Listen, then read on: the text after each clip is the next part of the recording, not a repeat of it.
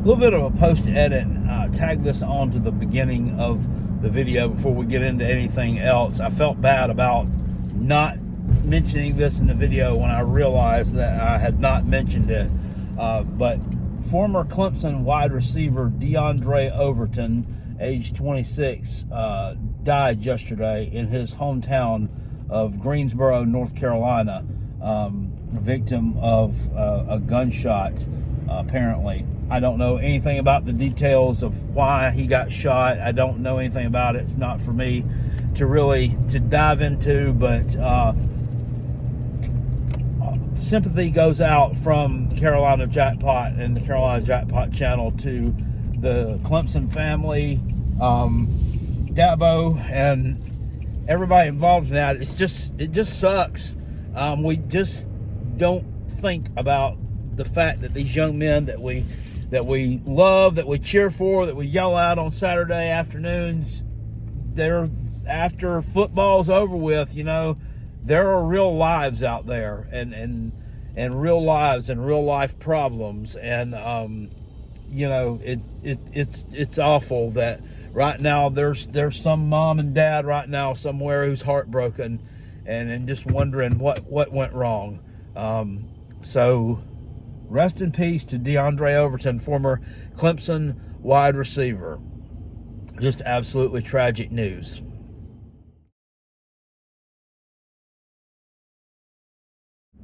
Well, what up, gang? Lane, Carolina Jackpot time coming at you on Sunday morning. And it feels good to be coming and talking to you after a win and a dominating performance yesterday by the Gamecocks, 31-6. They take down Kentucky in Lexington as a 9.5 to 10.5 point underdog. The number 16 in the SEC power-rated Gamecocks almost completely shut out the Kentucky Wildcats.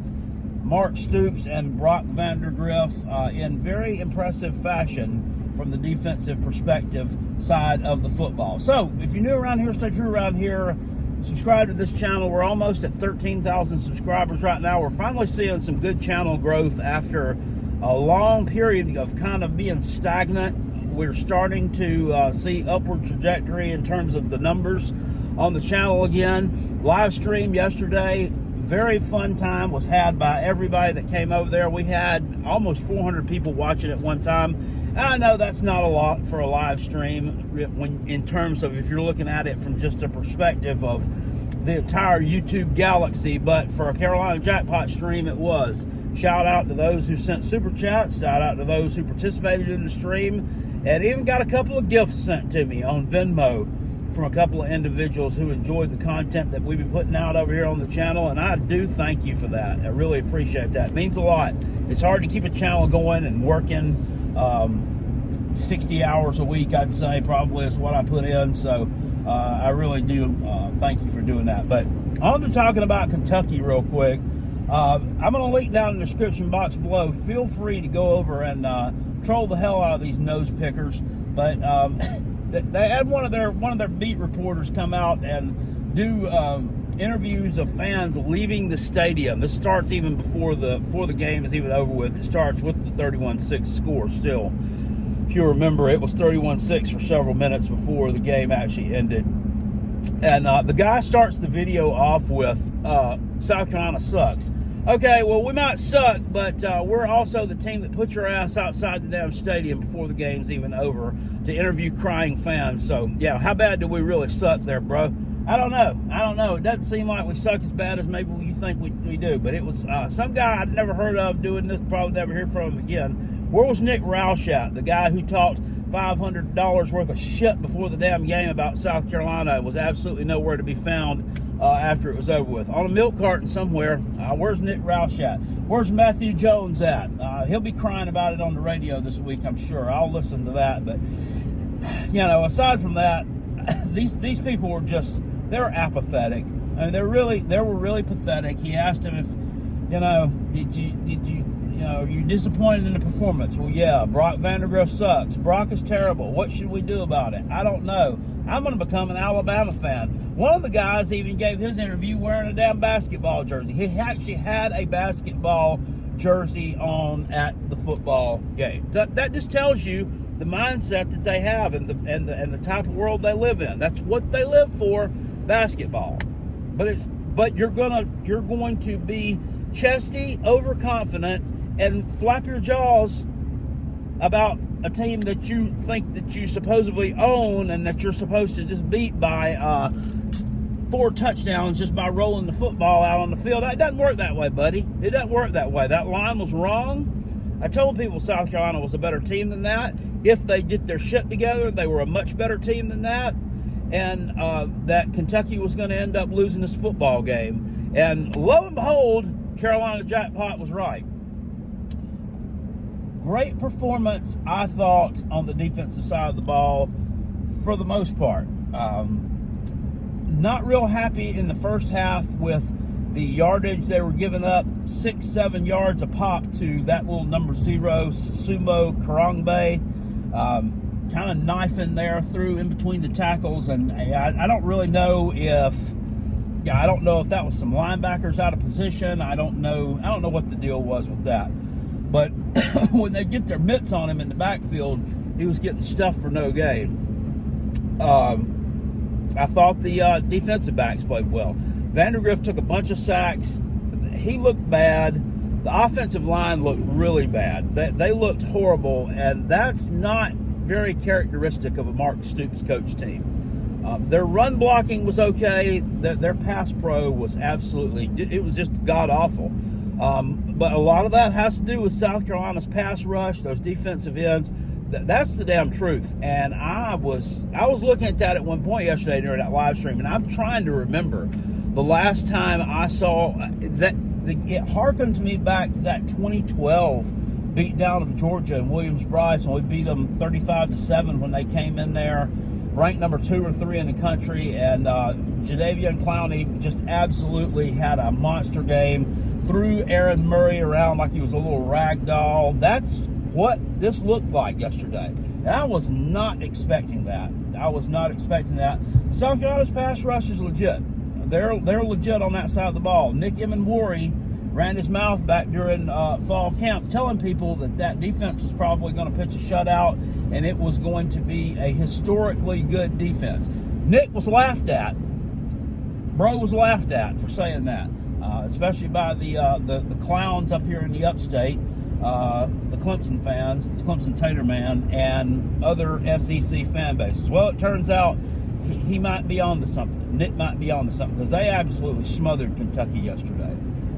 It was great to watch. On the offensive side of the ball, still got a lot of work to do there. Lenore Sellers, he looked better yesterday. He looked a lot more comfortable. He did throw his first interception. The guy, he stares receivers down. He stays in the pocket too long. He doesn't have a quick release, or not a quick enough release, not yet anyway. And he's the one interception he threw in the third quarter there's no excuse for that. He just stared that guy down and absolutely just threw it to a Kentucky player and hit him right between the numbers. So he's going to have to clean that portion of his game up a little bit. I thought wide receiver play was okay. I want to know where this Gage Larvadane guy from Miami of Ohio that's supposed to be the slot type receiver, I want to know where he's at, because he hasn't done anything. My son told me that he was out there yesterday and that he actually whiffed on a block, he had a holding penalty, I think, called against him. That's what he said, on the one long pass play they had there to start the game off with, but I don't know. I thought Mazio Bennett, the true freshman from up here in Greenville, South Kakalaki, played really well yesterday, caught a touchdown pass. Shout out to Mazio. And shout out to Michael Smith, the tight end, another true freshman, hauled in, I think, 3 passes yesterday for about 30, 40 yards. He did a really good job, too. He's going to be a really good player. Josh Simon, the tight end, he did a good job. He whiffed on a block in which Sellers ended up fumbling the ball, but he was able to recover it. And he still took a loss on the play, but it could have been a lot worse than what it was. So good stuff there from Josh Simon. And then he caught that touchdown pass on kind of a seam route that Kentucky just left him. They forgot this guy even existed, I guess, and just let him run right into the end zone and get that touchdown grab from Sellers. So I like to see that. Their run blocking in the first half was fucking awful. It was absolutely awful. Second half, somewhat better. You could just tell that Rocket Sanders had started to gain more and more confidence as the game wore on. That was bullshit, too, that touchdown that they took away from him on, what was that, like that 25-yard run around the left end where he hit the pylon. It's too close to call.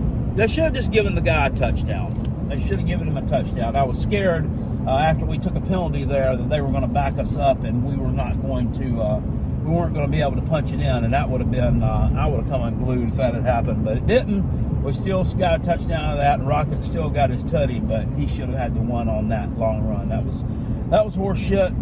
Dirty game, too, on both sides. Both teams really chippy. Lots of penalties. Kentucky had more penalties called on than South Carolina did, but South Carolina actually ended up having about 7 more yards in penalties than what Kentucky did. That's not South Carolina football. They don't generally have a ton of penalties. They will have some stupid false starts and stuff from time to time, but that was more just a product of the environment. These two teams don't like each other at all. It's kind of I guess, lower tier SEC programs that just are trying to fight over who's less worse. And South Carolina's been the one that's come out on top now the past 3 years. 4 out of the past 6 years we've beaten them. But on to next week. Kentucky's got a lot of work to do. These fans were, one of them was talking about their game against Georgia. Maybe we can bounce back. No, man. I don't think you're going to bounce back against Georgia. I don't think that's the team that you're looking forward to playing if you're trying to right your wrongs and have a get right game. They're going to blow you out. They're absolutely going to destroy you. Well, I say that with pretty much 100% confidence, but I'm not going to say I have 100% confidence in it because college football is so crazy. It really is. I mean, yesterday, just some crazy stuff happened. I mean, that game with Oregon last night, what the hell is going on with them right now?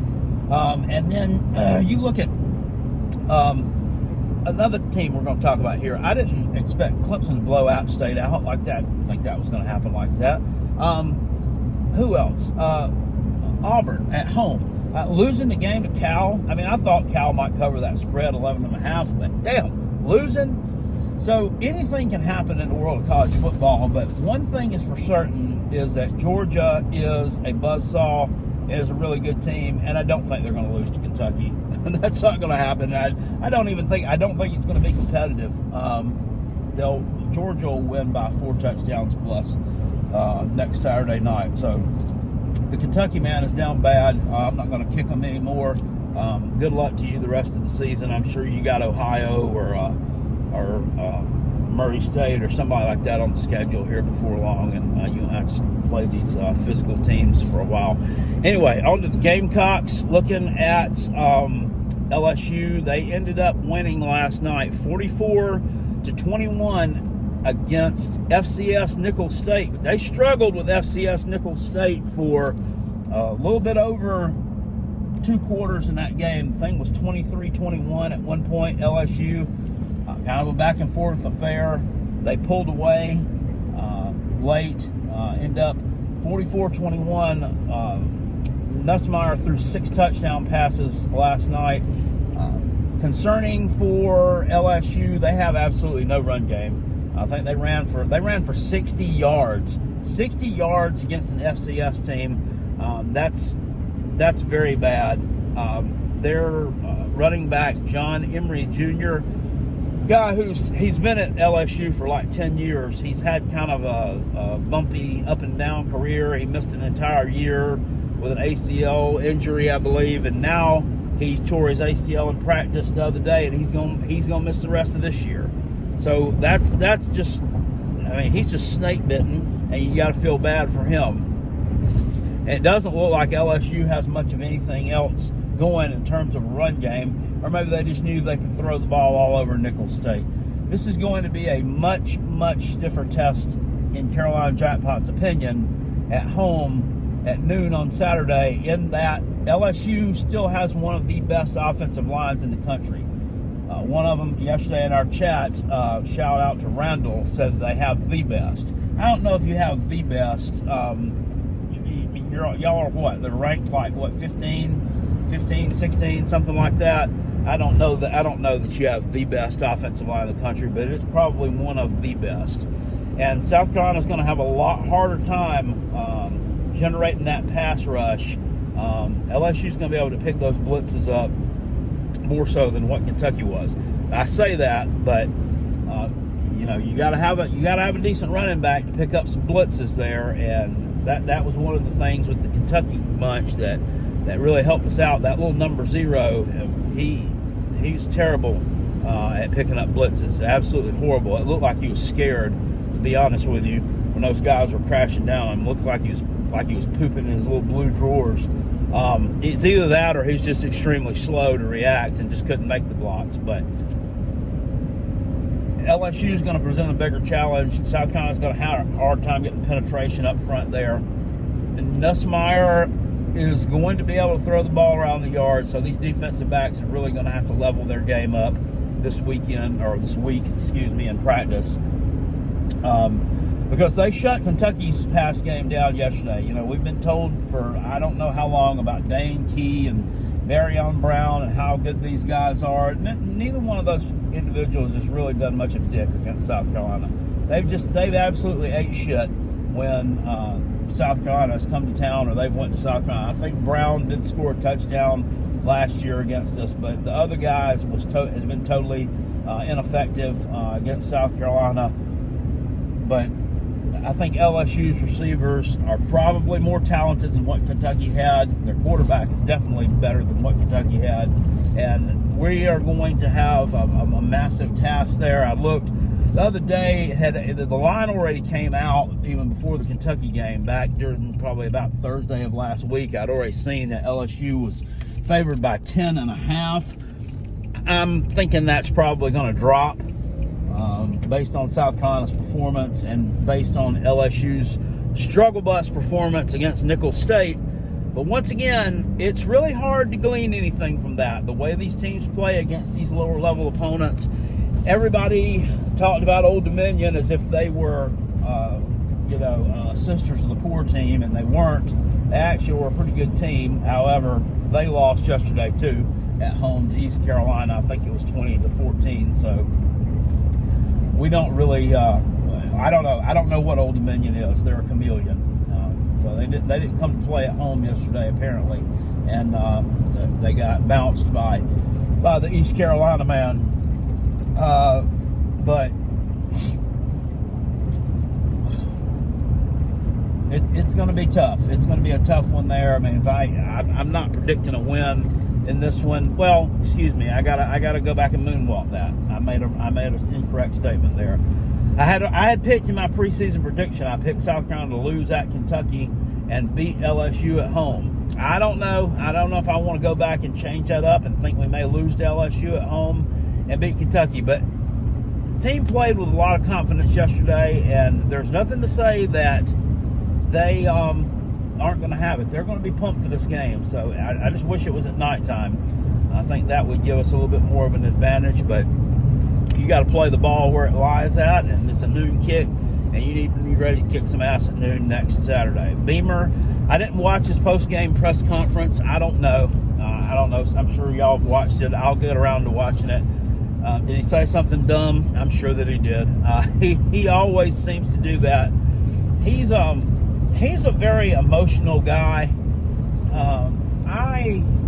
I really would like to see him after the game be a little bit more serious, though. I mean, he's out there hooping and hollering and got his wife and kids, and everybody in the world's down there hugging and loving on him, and it's like, you're acting like you went to Atlanta and just won the SEC championship game. You beat Kentucky. I mean, we need to be acting like this is the norm, not the exception to the norm. You need to be acting like this is the standard. Not like, this is just a once-in-a-lifetime thing. Oh, we got a road win against a team that sucks dick. Let's, throw a party. But yet, once again, I'm not trying to say there's anything wrong with it being happy about it, be excited about it. I would save that for at home when all eyeballs aren't on you. I don't know how to say it. Maybe I'm just being an old fuddy-duddy here. No, there's nothing wrong with letting him shed a break Carolina jackpot. But I think the more serious football fan here knows a little bit where I'm coming from. A little bit more. But I did yesterday, I kind of unloaded on a Gamecock fan in the chat who just happened, she popped in there.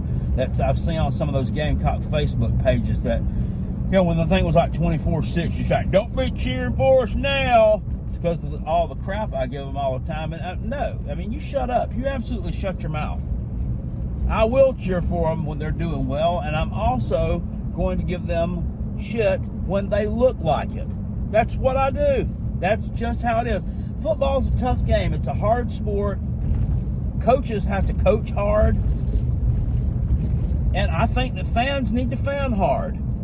You need to fan hard. You need to let it be known if you're not happy with the way something's going. Maybe, they're not going to get around to changing things if you just act like, oh, well, this is fine. We lost by 21, but at least we didn't lose by 28, or whatever the case may be. So don't come at me with that. I've been going through this stuff for over 40 years with this team, and if they've pissed me off, I'm going to let them know that they pissed me off a little bit. And I'm not the only member of the fan base who acts like that. People get on there and say, well, it's just a toxic fan base. Look at how they act. No, they don't. They just want to see wins. They're just like me. They want to see a win. It's a fan base that gets picked on a lot for wanting the same things that everybody else wants. So, enough about that.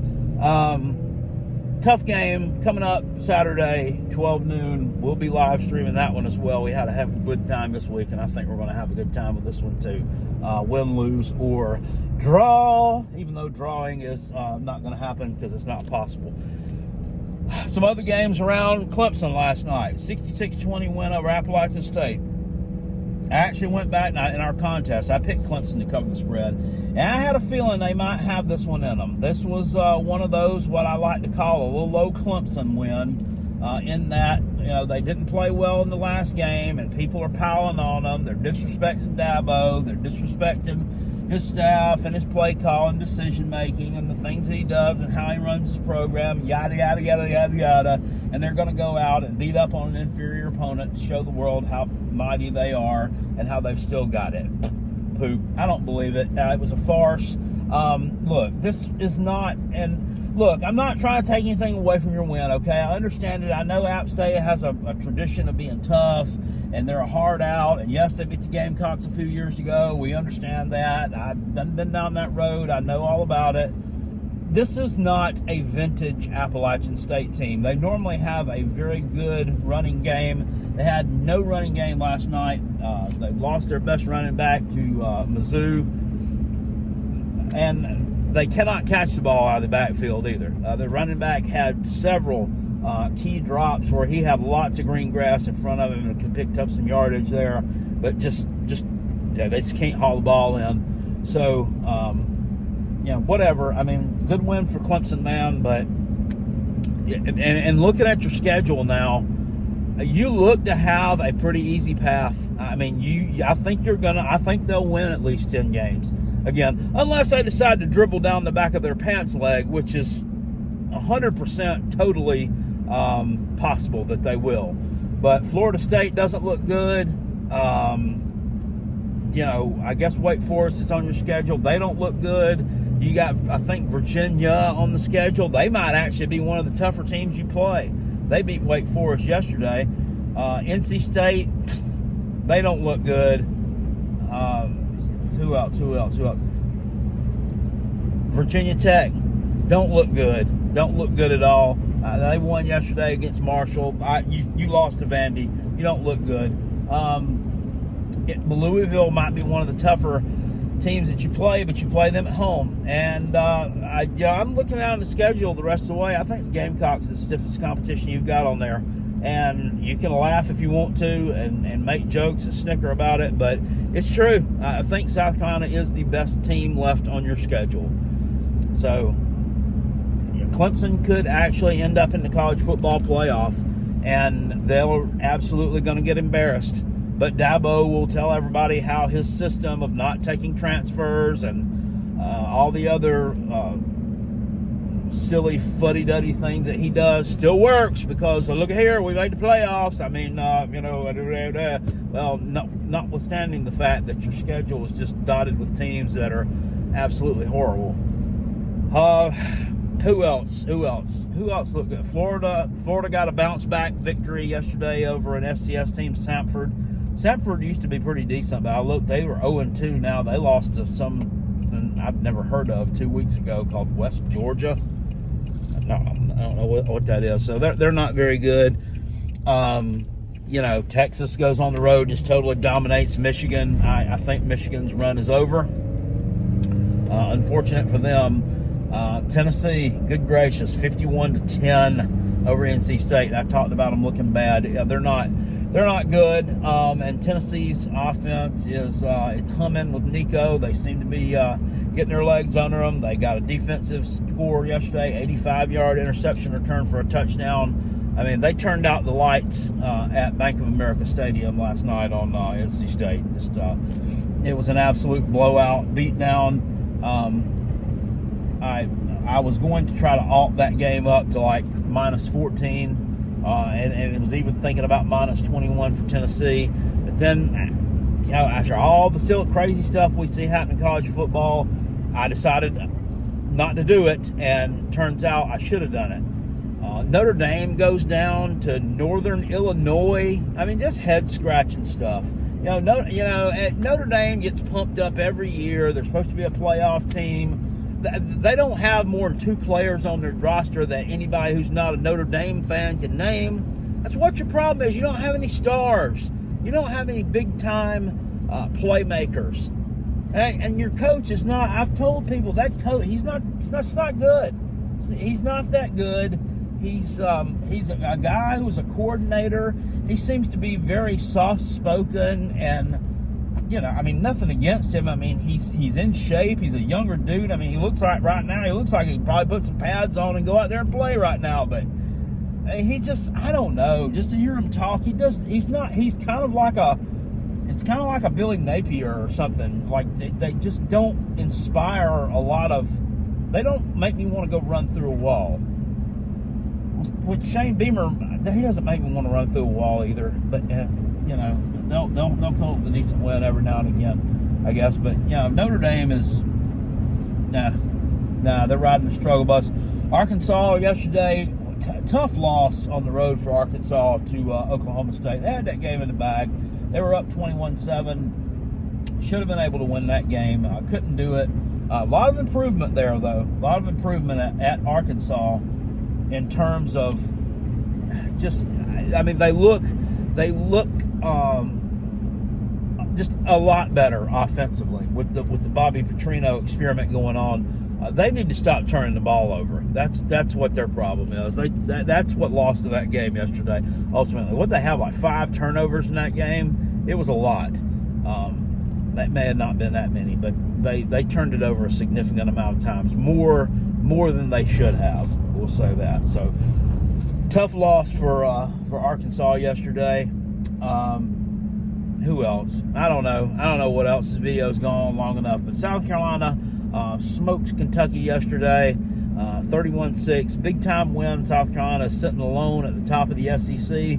Everybody else is playing second fiddle to the Gamecocks currently. And 2. A late night game last night. I don't know if you stayed up watched it. I fell asleep, and then I woke up and watched pretty much most of the second half. But Mississippi State falls down big on the road to Arizona State, and then just slowly starts kind of coming back and trying to crawl back into that game. They end up losing it 30-23. But when it was 30-16, they panning over to the stands, and they were looking at the Arizona State fans. They were all holding their head in their hand, and you could just tell these people knew that their lead was slowly slipping away. But they held on to win it.